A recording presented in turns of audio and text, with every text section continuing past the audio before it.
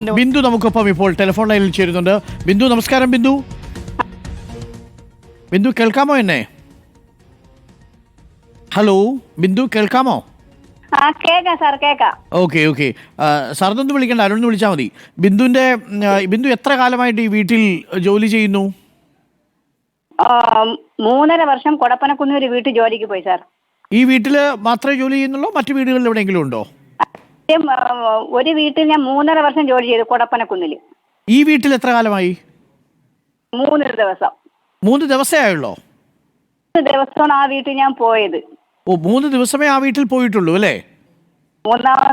Last പോയത് 19-ാം തീയതി. ആ 19-ാം തീയതിയാണോ മാല കാണാനില്ല എന്ന് അവർ പറഞ്ഞത്?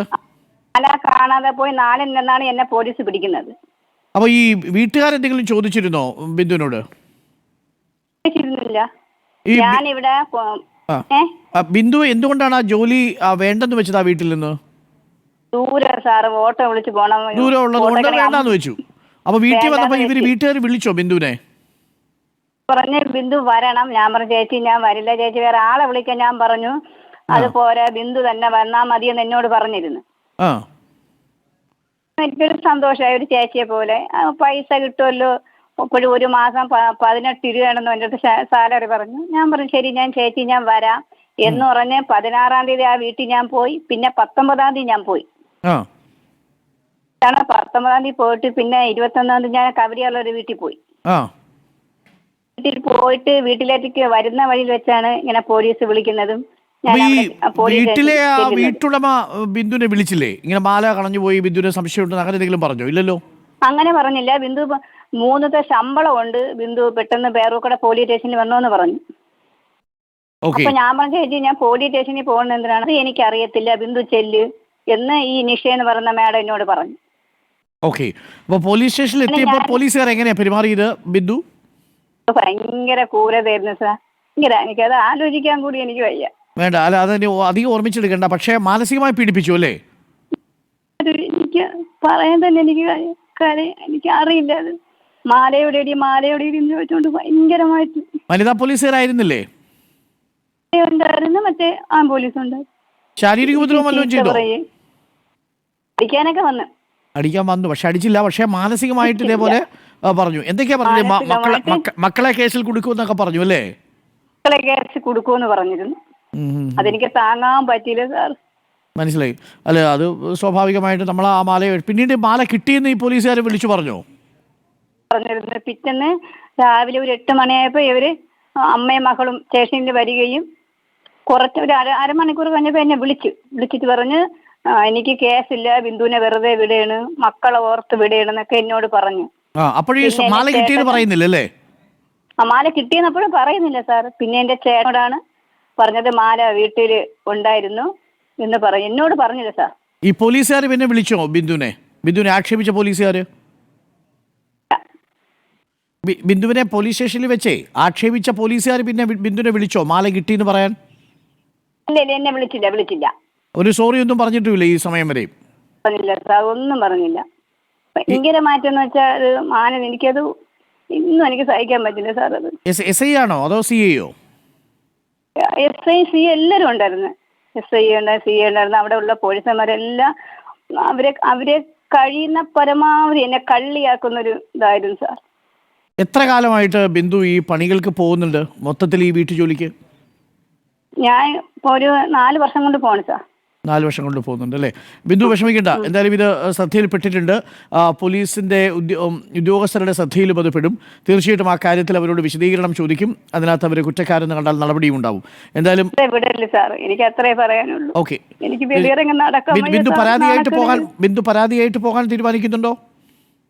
കൊടുത്തിട്ടുണ്ട് സാർ. പരാതി കൊടുത്തിട്ടുണ്ട്. Okay, thank you Bindu. Thank you. ഇപ്പൊ എനിക്ക് നാളെ പോണം, പേപ്പർ വന്ന് എനിക്ക്. ഓക്കെ ബിന്ദു, ഇതിലൊരു ടെൻഷനും അടിക്കണ്ട കേട്ടോ ബിന്ദു. കാര്യം ഇതൊക്കെ ഇത് നിയമത്തിന്റെ വഴിക്ക് പോട്ടെ. ബിന്ദുവിന്റെ മനസാക്ഷിക്ക് എതിരായിട്ടൊന്നും ചെയ്തിട്ടില്ലല്ലോ. അപ്പോൾ അത് ആ വീട്ടിൽ നിന്ന് അവർ കണ്ടെത്തി. പക്ഷെ അവർ ആ മാന്യത കാണിക്കണമായിരുന്നു. ഒരിക്കലും അങ്ങനെ ചെയ്യില്ല. അല്ല, എനിക്ക് മനസ്സിലായി ബിന്ദു മനസ്സിലായി. Thank you Bindu. എന്തായാലും കുഞ്ഞുങ്ങളോടൊക്കെ സ്നേഹമായിട്ട് അവരൊക്കെ പേടിച്ചിട്ടുണ്ടാവും അല്ലേ? മക്കൾക്ക് മൂത്തമോക്ക് 17 വയസ്സായി, ഇളയമോക്ക് 15 വയസ്സായി. അവർ പേടിച്ച് കാണും ആ സമയത്ത്. ഓക്കെ, മൂത്തമോക്ക് പക്വതയുണ്ട്, ഇളയമോളത്ര അറിയാറായില്ല. ഓക്കെ.